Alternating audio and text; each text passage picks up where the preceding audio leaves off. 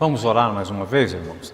Pai querido, neste momento que nós abrimos a Tua Palavra, para nela buscarmos princípios para podermos firmar a nossa vida, Senhor, princípios que devemos seguir.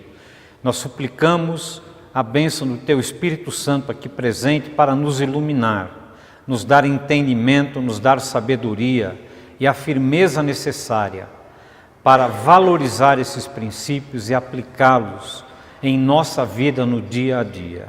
Abençoa-nos com essa mensagem que eu te peço em nome de Jesus. Amém.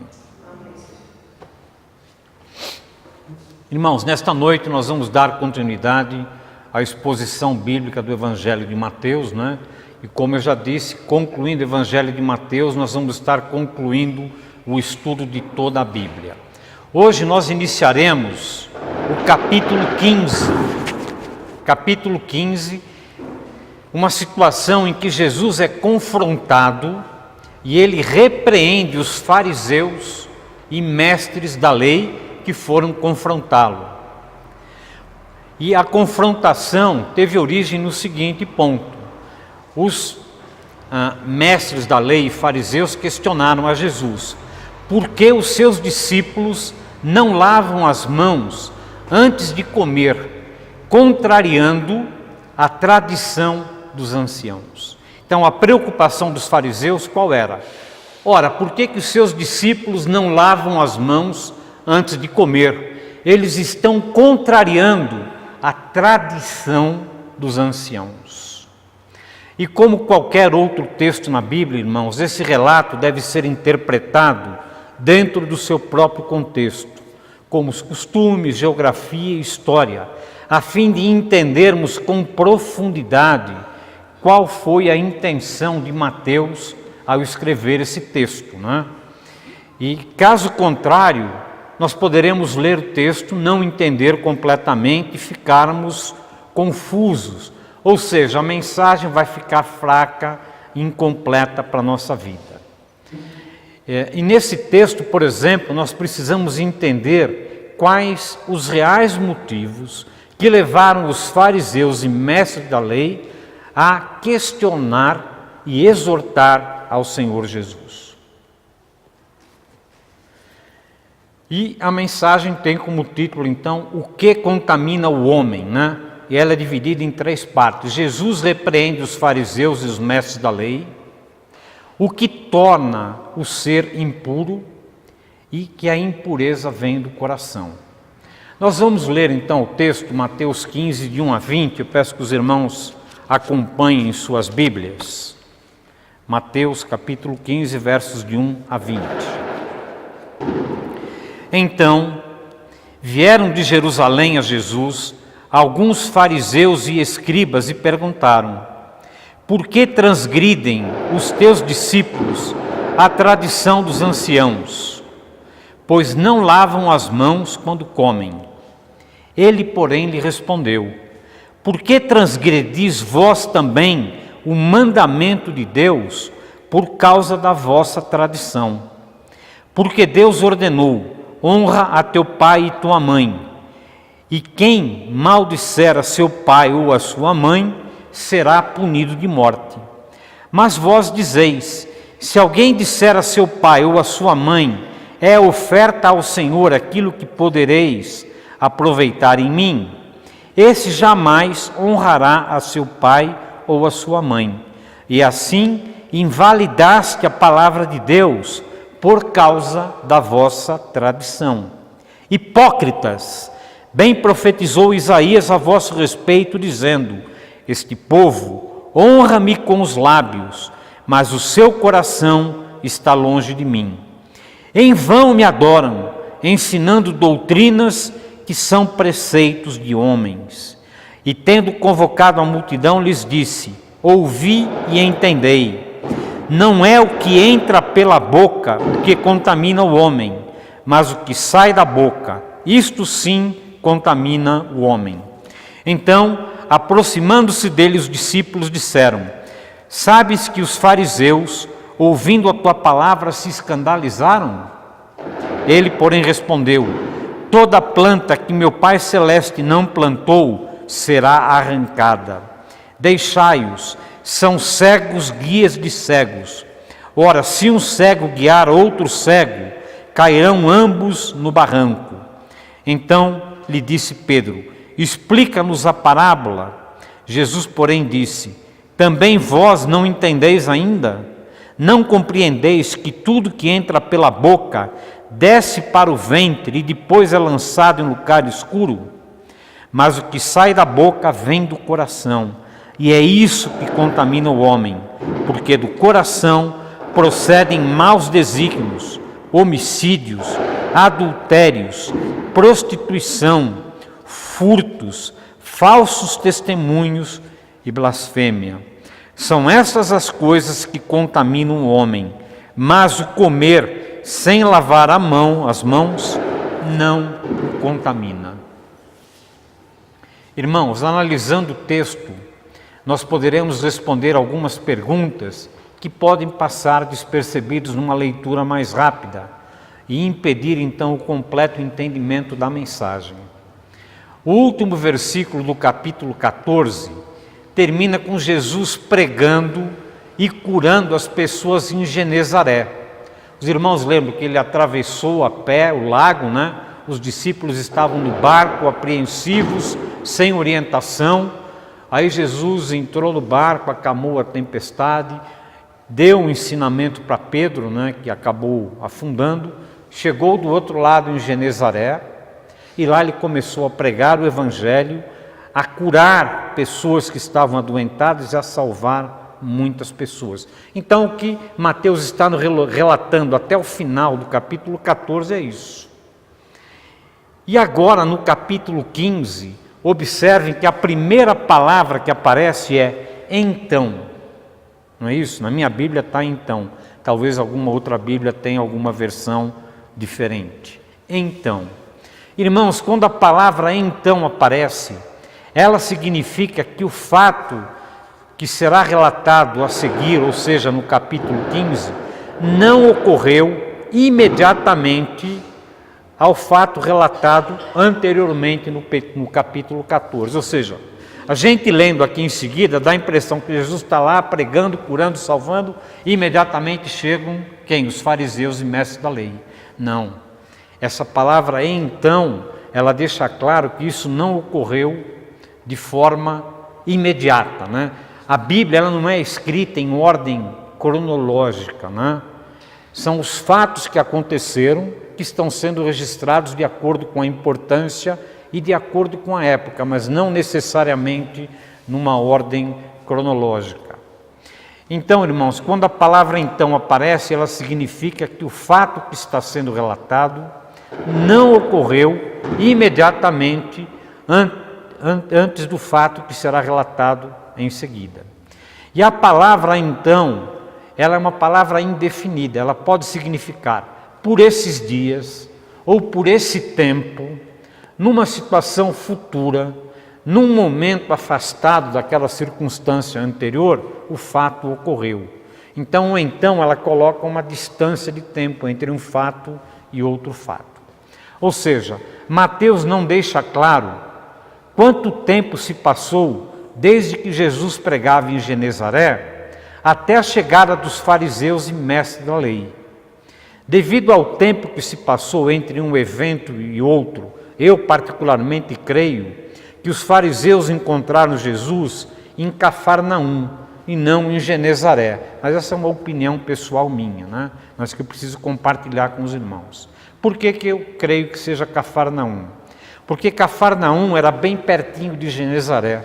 Acho que aqui no mapa vai dar para ver, né?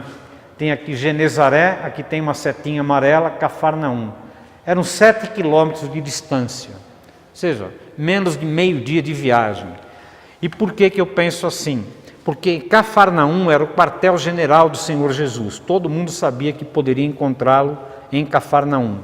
Os principais apóstolos nasceram em Cafarnaum. E era de Cafarnaum que ele saía então para pregar e levar o seu evangelho. Então, Cafarnaum era o quartel-general. E um outro fato que me leva a crer assim, é que os fariseus, eles tinham vindo de Jerusalém. Jerusalém fica distante 200 quilômetros tanto de Genezaré quanto de Cafarnaum, aproximadamente 200 quilômetros, e corresponde a uma semana de viagem. Ou seja, os fariseus saíram de Jerusalém muito tempo antes do Senhor Jesus atravessar o lago, muito tempo antes de Jesus pregar para a multidão no deserto e fazer a primeira multiplicação de pães e peixes, né? Lá na cidade de Betsaida, Júlia, ou naquele campo de pescadores. E quando a gente vê questão de lavar a mão e lê o capítulo 14, que vem antes do 15, imagina, esses fariseus souberam que Jesus multiplicou no deserto pães e peixes, comeram sem lavar as mãos. E por isso eles ficaram irritados. Não, mas isso aqui demonstra que eles saíram de Jerusalém com essa intenção de exortar a Jesus uma semana antes dos fatos ocorridos, não é? Então esse é um fato assim que a gente tem que levar em consideração. E por que eu estou dizendo isso? Porque é comum no meio das nossas igrejas, né? Quando chegou a hora do alimento, vamos partir o pão, né? Seja um junta-panela, seja o que for, e vamos orar. Aí a gente ora tal, aí alguém, você não lavou a mão? O pai pergunta para o filho, ou alguém, um adolescente brincando com o outro, tu vai comer e não lavou a mão? Aí o outro que responde, não, já está orado, Jesus abençoou, não vai fazer mal, né? Então essa é uma característica das nossas igrejas. Porém, o fato dos mestres e fariseus irem até Jesus não tem nada a ver com o fato de lavar ou não as mãos. Esse é apenas um pano de fundo, tá? Pode mudar? Mas seja como for, seja em Genezaré ou em Cafarnaum, o fato é que o Senhor Jesus foi procurado por um grupo de fariseus e escribas vindo de Jerusalém. Mas por que então a reclamação dos fariseus?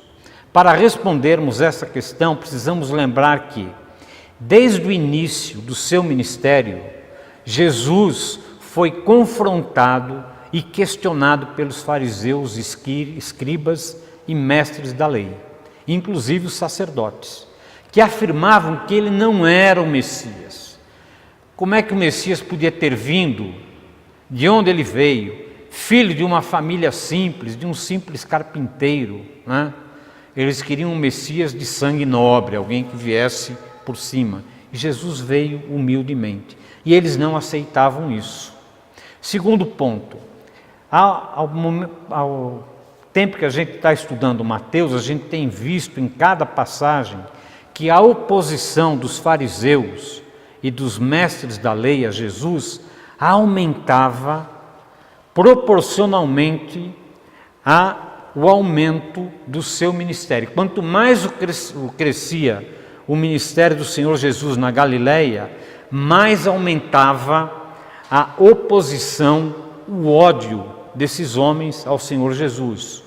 Eles diziam, ele é um impostor. Então isso veio crescendo gradativamente. Talvez os irmãos se lembrem, em 9:11 nós lemos, ora, vendo isto, os fariseus perguntavam aos discípulos, por que come o vosso mestre com publicanos e pecadores? Em 12:2, os fariseus, porém, vendo isto, disseram-lhe, eis que os teus discípulos fazem o que não é lícito fazer em dia de sábado, quando eles se alimentaram de espigas no campo que estavam passando num dia de sábado. Então esses fariseus e mestres da lei perseguiam a Jesus. Tinham sempre gente por perto vendo o que ele fazia. Mas eles não tinham nada de concreto para poder acusar o Senhor Jesus. Então eles se pegavam nessas situações, né? Ele está comendo com publicanos e pecadores, né? Ele comeu espiga no dia do sábado. Mateus 15:20, Jesus os exorta, porque vos digo, se a vossa justiça, falando para os seus discípulos, não excederem muito a dos escribas e fariseus, jamais entrareis no reino dos céus. Em Mateus 15:38, então alguns escribas e fariseus replicaram, mestre, queremos ver da tua parte um sinal. Se você é verdadeiramente o Messias prometido, faz um sinal. E Jesus disse que não vai fazer nenhum sinal. Mateus 15, 1 e 2. Então vieram de Jerusalém alguns dos fariseus e escribas e perguntaram: por que transgrides os teus discípulos a tradição dos anciãos? Por que não lavam as mãos ao comer? Então, em todo o livro de Mateus, e aliás nos 4 evangelhos, nós vemos esse aumento progressivo da ira, do ódio dos judeus, dos fariseus, contra o Senhor Jesus. Mas em nenhum momento houve nenhuma acusação concreta, palpável. Sempre alguma coisa distorcida. Em nenhum momento o Senhor Jesus deixou de cumprir a palavra, a lei. Ele transgredia sim o quê? A tradição dos anciãos, né? Então a tradição nas igrejas é um problema. Nós vemos onde a tradição levou a Igreja Católica, né, ao longo dos séculos, se desviando totalmente da palavra. E ainda hoje, na Igreja Católica, a tradição, né, o livro que eles têm de catecismos é superior à Bíblia, porque é a interpretação que a Igreja dá à palavra, como se os católicos não tivessem capacidade de ler e entender a própria Bíblia. Irmãos, fica evidente, então, no Evangelho de Mateus, essa ira, essa perseguição. Em relação a esse último questionamento, ou seja, a lei cerimonial de lavar as mãos, era apenas mais um pretexto para condenar o Senhor Jesus.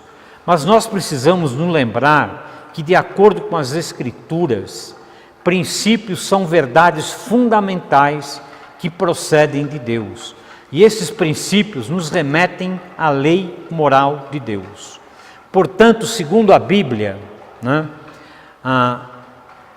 as tradições religiosas criadas pelo homem e que expressam, portanto, a natureza humana do relacionamento de Deus com o homem, não tem nada de sagrado, não tem nada a ver com as Escrituras e com a própria lei de Deus. É coisa de homem. E pasmem, há muita tradição, muita lei de homem hoje em dia, desviando a atenção do povo de Deus. E precisamos estar atentos. Pode mudar. Portanto, fica evidente que o objetivo da viagem dos fariseus era deter os avanços do Evangelho do Senhor Jesus Cristo. Eles utilizaram então como estratégia, porque não tinham outro argumento, a transgressão da lei cerimonial, né, que não é baseada na lei de Deus. Observem, irmãos, que o fato de lavar as mãos antes da refeição é usado apenas como um pano de fundo, né, para um problema muito maior, que é a questão da tradição dos anciãos versus a lei de Deus. Observem que na prática a crítica dos fariseus não tem nada a ver com a questão de higiene, de vermes que são transmitidos pela mão. Isso é uma grande verdade, né? Apesar de que alguns cristãos, em sua ingenuidade, ainda defendem, né? Ora, mas se Jesus abençoou, não tem problema, pode curar, pode comer que não vai ter problema. Irmãos, nós precisamos, quando ler esse texto, levar em consideração o seguinte: as mãos são transmissoras de muitos vermes, germes, e que podem trazer problemas para o corpo humano. Por exemplo, esses navios de cruzeiro têm uma grande preocupação com relação à contaminação. Na última sexta-feira, aportou no Porto de Santos um grande navio de cruzeiro de forma emergencial, porque havia uma criança dentro do navio com suspeita de sarampo. Isso foi divulgado pelos jornais, notícias, né? Então, eles pararam no porto, levaram a criança para um hospital, fizeram uma grande desinfecção no navio e seguiram viagem, né? E por que essa preocupação? Um navio, por maior que seja, ele é um ambiente confinado, restrito. Ele pode levar 3.000 pessoas entre passageiros e tripulantes. Agora, o curioso é que dentro de um navio, a cada 20 metros que você anda, tem lá aquela bolsinha de gel, né, que você aperta e limpa as mãos. Então, se você está num navio e vai entrar no elevador, você tem que apertar o botão que vai subir ou descer. Você faz isso, já está lá a bolsinha de gel, você higieniza as mãos. Aí você chega no andar que você quer ir, ao sair você tem que higienizar as mãos. Você entra no refeitório, antes de entrar no refeitório do navio, você tem que ir lá apertar e lavar as mãos. Você terminou de jantar, sai, tem que apertar e lavar as mãos. Então é uma preocupação até exagerada. Então você pode pensar que dentro de um navio enorme, a cada 20 metros tem lá uma, porque é um fato real, né? É através das mãos que se propagam doenças, enfermidades, verminoses e tudo que a gente já sabe. Então é uma recomendação médica, né?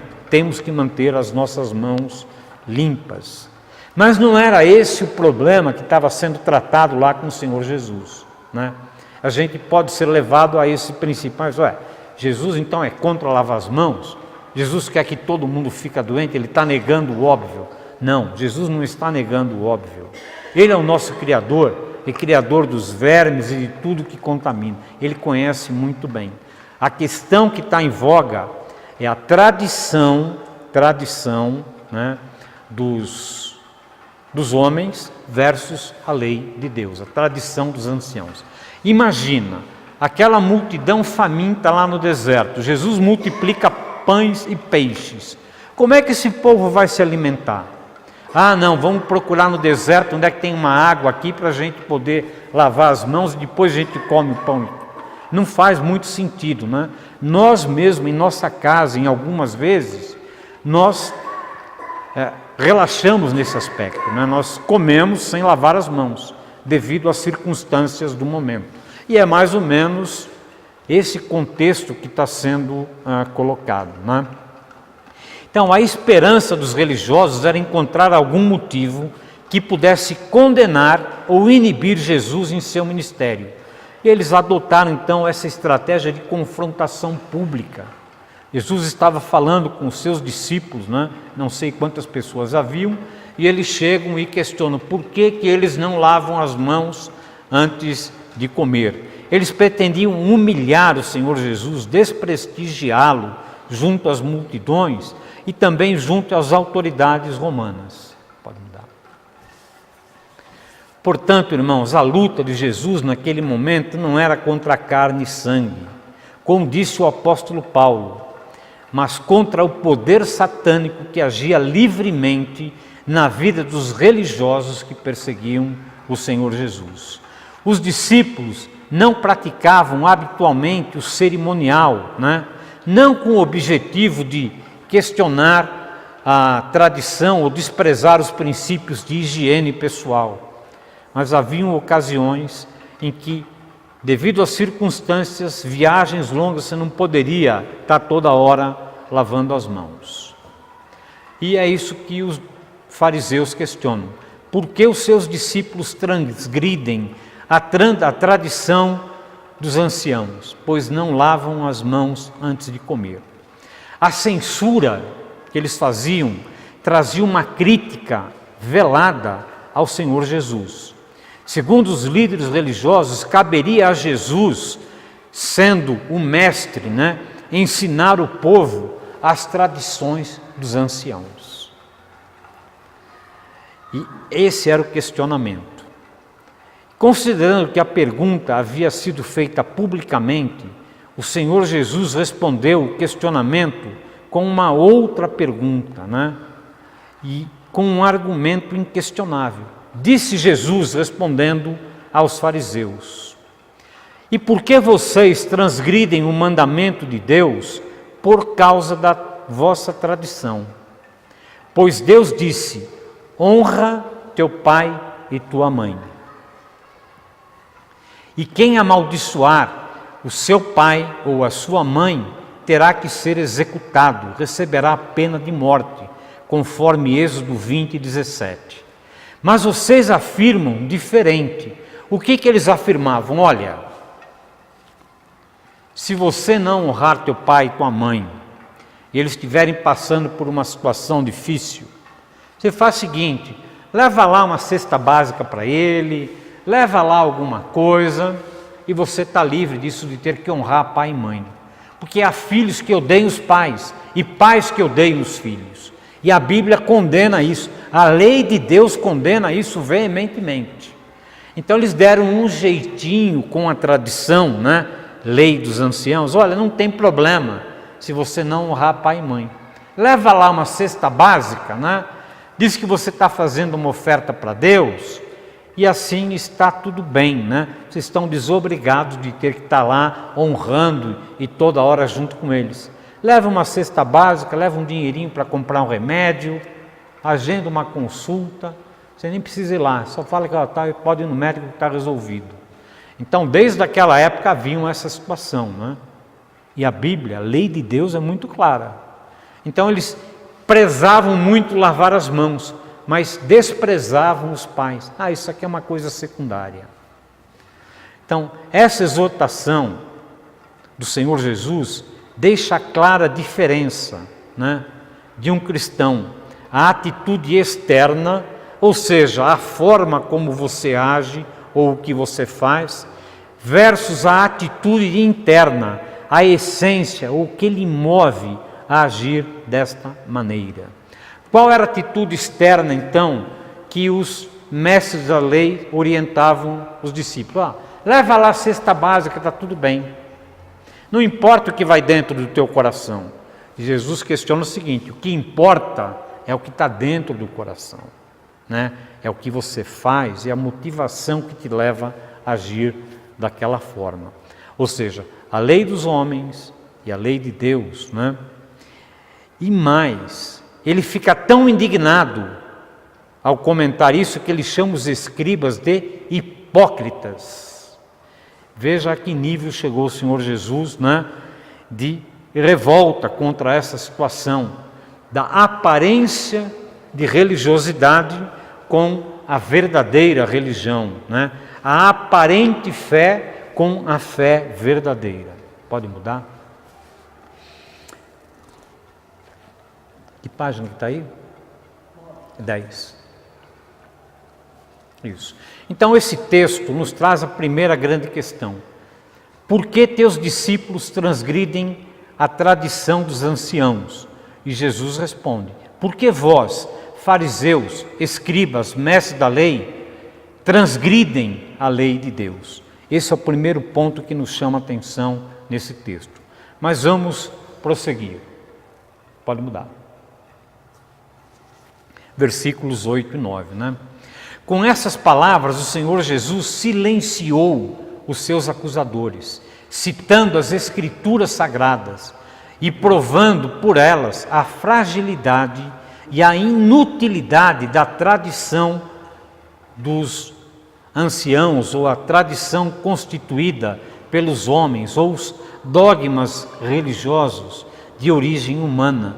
Por isso esses dogmas, essas tradições são falíveis e questionáveis. Na nossa vida espiritual, é da competência humana legislar sobre o relacionamento com Deus ou estabelecer critérios da melhor forma de adorá-lo. Entretanto, nas Escrituras, é Deus que estabelece esse relacionamento entre Ele, o Criador, e o homem, a sua criatura. E para que nós somos criados? Para louvá-lo, para adorá-lo e para servi-lo. Todas as vezes que a Igreja de Cristo ou seus líderes se dedicam à criação de dogmas ou se empenham na imposição de dogmas antigos, começam a traçar um caminho da decadência espiritual, da sua própria decadência espiritual e a decadência espiritual da sua igreja. Irmãos, é o que nós estamos vendo nesses dias maus. O afastamento das Escrituras jamais conduzirá a igreja por um bom caminho ou a um lugar melhor. Mas o afastamento das Escrituras levará cada cristão e levará cada igreja à decadência espiritual. Por isso que há esse clamor, nós temos que voltar para a palavra, voltar para as origens da igreja primitiva, porque hoje nós estamos vendo barbaridades por aí. Igrejas que se dizem cristãs e adotam práticas judaicas. Moças que estão se casando, mas querem usar as taças, quebrar as taças como faziam nos casamentos judaicos. Então, está havendo um distanciamento da palavra de Deus, está havendo um distanciamento da doutrina dos apóstolos, está havendo um distanciamento muito forte do Evangelho do Senhor Jesus. E nós temos que estar atentos, irmãos, porque isso está próximo de nós. Esta semana que passou, eu recebi um pastor, ele estava desolado, precisei consolá-lo, primeiro pedindo a Deus que eu não entre naquela situação e agradecendo por até agora, até o presente momento, eu não me encontro naquela situação. Esse homem tem 2 filhos, um já havia se separado e agora se separou o outro. A questão é como é que eu vou pregar o Evangelho? Que testemunho que eu vou dar agora? Eu procurei consolá-lo e confortá-lo. Isso foi aqui em Itapeva. Também houve um fato terrível e que é a segunda vez que acontece. Uma das mulheres que se auto-intitula pastora, profeta e sei lá mais o que, foi fazer um pleito na prefeitura e não foi atendida. E a pessoa explicou que não poderia atender. Ela abanava o nariz da pessoa da autoridade. Você tem que me dar isso, porque eu sou uma mulher de Deus. Deus me constituiu como pastora e eu exijo que você me atenda. Falou, mas a senhora é uma pastora, como é que a senhora está agindo assim? E cada vez mais ela apontava e esfregava o focinho dessa autoridade. E pasmem, há 1 ano atrás ela já havia feito a mesma coisa com a prefeita. Eu não estou defendendo a autoridade, não estou defendendo o prefeito, não estou defendendo nada. Eu estou defendendo o nome de cristão, o nome de pastor. Como é que uma pessoa que se auto-intitula pastora tem uma atitude dessas? O que essas pessoas vão pensar do que é ser cristão? Eles vão nivelar todos por baixo, vão olhar nós como olham a ela, querem distância de cristão, né? E está sendo usada essa mulher por Satanás. Testemunho péssimo, péssimo. E por que eu estou dizendo isso? Nós temos que cuidar. Quem serão nossos guias, nossos mestres, né? Temos que estar atentos. Porque pessoas assim como os fariseus e como essa senhora que eu citei, estão a serviço de Satanás e não de Deus, né? O próprio Senhor Jesus diz isso. Vamos continuar? Ainda falando do presente momento, decadência espiritual, né? A que ponto está levando a igreja cristã a se distanciar dos propósitos originais de Cristo ao instituir a igreja? Nestes dias, irmãos, a igreja está sendo fortemente atacada por preconceitos de homens ou por preceitos de homens que distorcem a palavra de Deus. Ontem, sábado, a igreja anglicana de São Paulo se orgulhou e saiu em tudo que é rádio, TV e jornal de ter realizado ontem o primeiro casamento homossexual entre 2 mulheres. E o fato foi celebrado, exaltado por todos os meios de comunicação. E na entrevista, eu não sei se era pastor, bispo, que ela da igreja anglicana, ele cita um texto bíblico, né? Mateus 22, 39.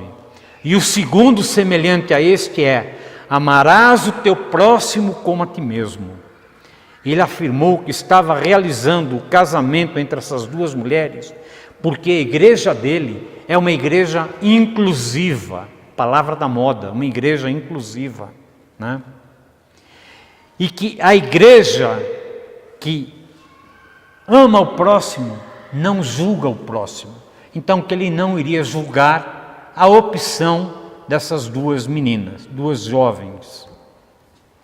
E esse, irmãos, é um belo exemplo de quanto a igreja cristã está se distanciando da palavra de Deus, porque pega um versículo bíblico fora do contexto e trata uma teologia. Podemos casar homossexuais. sem nenhum problema. Nós temos que respeitá-los, nós temos que amá-los. Jesus falou isso, Mateus 22, 39. Amarás o teu próximo como a ti mesmo. E isso cola na imprensa, irmãos. E está vendo? Tem alguns pastores retrógrados, algumas igrejas retrógradas, que não acompanham a evolução. Mas vamos analisar um pouco mais a fundo esse mandamento do Senhor Jesus: amarás ao teu próximo como a ti mesmo, que é um segundo mandamento tão grande quanto o primeiro, né? Amarás o Senhor teu Deus sobre todas as coisas. Aqui, quando Jesus fala isso, ele está se referindo ao amor, sim, mas ao amor fraternal, ou que os gregos chamam de amor ágape. É a forma de amor não sexual, né? É o exemplo de amor que é registrado na palavra com relação ao bom samaritano. E depois de contar essa parábola do bom samaritano, que Jesus pergunta: quem foi o próximo daquele homem? Não foi o judeu, não foi um servo de Deus que foi lá socorrer o bom samaritano, o homem que tinha sido assaltado, né? Mas foi um samaritano, alguém que era rejeitado pelos judeus. Ele praticou o verdadeiro amor. Então, quando Jesus diz isso, amar ao próximo, ele está se referindo ao amor ágape, o amor não sexual.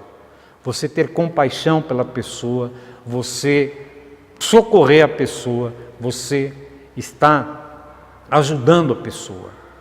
Inclusive, exortando, corrigindo quando ela estiver em pecado e tirando-a do pecado, dá a mão para tirar, né? Mas hoje em dia isso aí está sendo abominável, né? O que ele pensa que é que vem me exortar? Então, esse amor que Jesus diz aqui não tem nada a ver com amor erótico, atração física, ao prazer e ao sexo. Então, a igreja cristã, irmãos, deve seguir unicamente o Evangelho de Cristo e a doutrina dos apóstolos.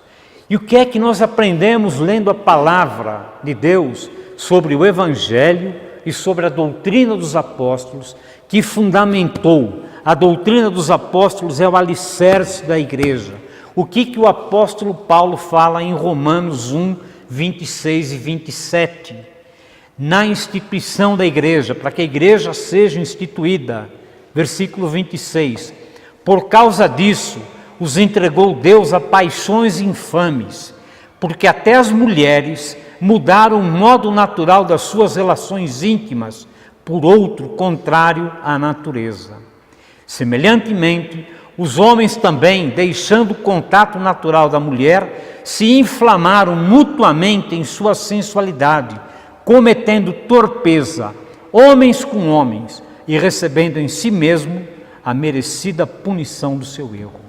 Ora, acho que esse bispo, esse pastor nunca leu a Bíblia, ou se leu, ele arrancou Romanos da sua Bíblia, né? E pegou só um texto fora do contexto para aparecer na mídia. A minha igreja é uma igreja inclusiva, nós temos que amar o próximo. O que é amar o próximo? Passar a mão quando ele está em pecado? Concordar quando ele está em pecado? Esse mesmo texto aqui de Romanos, o que ele diz no final? Que é condenado não só quem pratica, mas quem aprova essa atitude. Então, nós temos que estar atentos, né? Que doutrina nós estamos seguindo? A lei dos homens ou a lei de Deus? E as igrejas cristãs estão em decadência, e é por causa disso. E a primeira ideia, né? Os hipócritas geralmente atribuem grande importância a meras coisas externas na religião e não verdadeiramente o que está dentro do seu coração. Já estamos concluindo. Pode mudar. Irmão, o Senhor Jesus continua falando, né? A adoração vã a Deus se configura na adoração de regras e fórmulas vista nas tradições criadas pelo homem. Agradamos a Deus pela obediência à sua palavra e não às nossas próprias regras.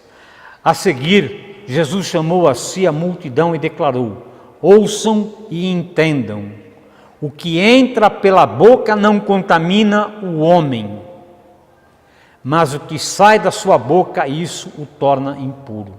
Jesus foi no cerne da questão, esclarecendo a multidão. Ninguém está falando aqui de lavar as mãos e contaminação por vermes. Nós estamos tratando aqui de algo muito maior. O que contamina o homem não é o que entra pela boca, porque o que entra pela boca vai parar na latrina, está escrito aqui em outras palavras. Mas o que contamina o homem é o que sai da boca, né? Irmãos, nós precisamos estar atentos aos males da nossa língua, fofocas, traições em palavras, críticas destrutivas, pois é isso que contamina o homem. Nós temos a exortação de Tiago 3,66. Ora, a língua é fogo, é mundo de iniquidade. A língua está situada entre os membros do nosso corpo e contamina o corpo inteiro. E não só põe em chamas toda a carreira da existência humana, como também é posta ela mesma em chamas pelo inferno. Então, a Bíblia toda, não apenas um versículo fora do contexto, ela nos exorta e nos chama a atenção. Cuidado com o que nós falarmos. É o que sai da nossa boca que contamina o homem. Pode continuar. Mateus 15,14 continua. Já o terceiro ponto, né? Importante. Toda planta que meu Pai Celestial não plantou será arrancada pelas raízes. Deixe-nos, eles são guias de cegos. Se um cego conduzir a outro cego, antes cairão num buraco. Mateus 15,14. Esses fariseus, esses mestres da lei, esses bispos e pastores e pastoras, são guias de cegos e estão levando a igreja para a decadência, estão levando a igreja para o buraco. Nós cantamos aqui um hino muito animado. O nosso general é Cristo e tem que ser assim. Quem tem que guiar a nossa vida é Cristo e mais ninguém. Para isso, irmãos, nós precisamos ler a palavra. Precisamos ler a palavra. Então Jesus declarou aos seus discípulos que os líderes religiosos judeus se comportavam como cegos, e quem segue um cego está sujeito a cair no buraco. Esses homens não tinham nada de bom a dizer e não deveriam dizer nada, seriam mais sábios se ficassem calados, né? Toda doutrina ou costume que a igreja venha a estabelecer e que esteja em oposição aos princípios bíblicos registrados nas Escrituras devem ser abortados, arrancados. E quem segue isso tem que ser arrancado também. Irmãos, devemos estar muito atentos e procurar saber quem realmente são nossos líderes, qual é a base da nossa doutrina, para não cairmos junto com eles no inferno, no dia do julgamento final. E finalizando, o último slide, a grande ideia. É você baseado nas Escrituras e não em outra pessoa que deve selecionar o que você ouve, pensa, sente e faz? Quem está dirigindo a tua vida? São pessoas ou são os princípios da lei de Deus, os princípios firmados para a constituição da igreja primitiva? Então nós vemos aqui, né, a atitude dos fariseus minando o ministério do Senhor Jesus na Galileia. Nós vemos aqui a questão do cuidado que temos que ter com a nossa língua, com o nosso julgamento. É o que sai da boca que contamina o homem. E estar atentos, quem está nos guiando? Será que estamos sendo guiados por cegos? Será que nós vamos acabar no buraco, no precipício, no inferno? São essas as exortações para essa noite, irmãos. Vamos orar? Pai Celeste, mais uma vez nós somos gratos pela Tua Palavra, porque a Tua Palavra, Senhor, nos ensina, a Tua Palavra nos esclarece, nos exorta. A Tua Palavra é o nosso verdadeiro guia, Senhor. Que a nossa igreja, que cada um de nós possamos declarar sempre, de forma bem alta, O Senhor é o nosso general, nós seguimos somente a Ti. Pai, nos abençoa e não nos deixe nos desviarmos dos Teus princípios. Eu oro em nome de Jesus. Amém.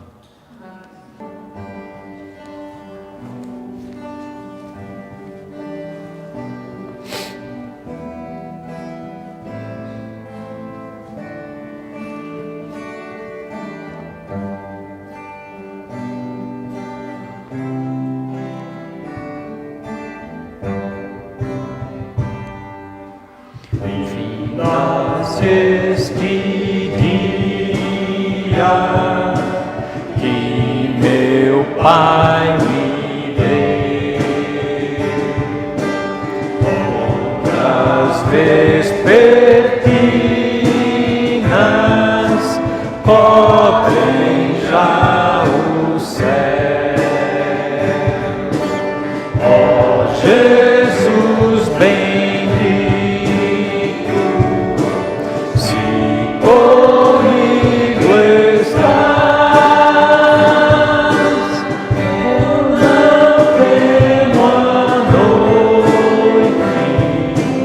vou dormir em paz.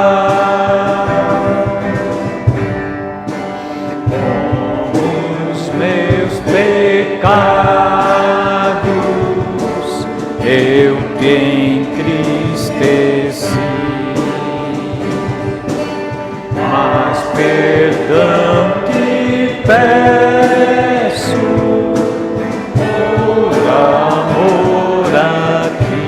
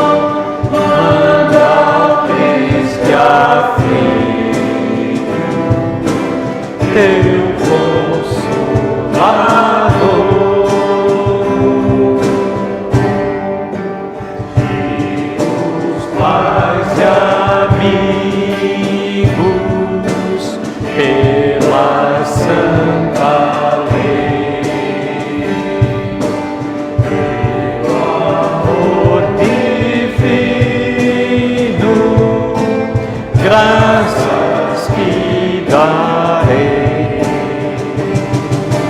ó Jesus, aceita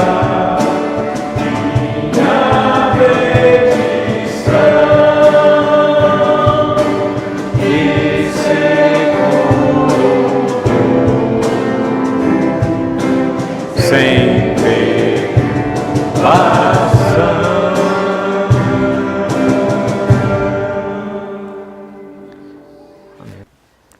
O Senhor te abençoe e te guarde. O Senhor faça resplandecer o rosto sobre ti e tenha misericórdia de ti. O Senhor sobre ti levante o rosto e te dê a paz. Amém.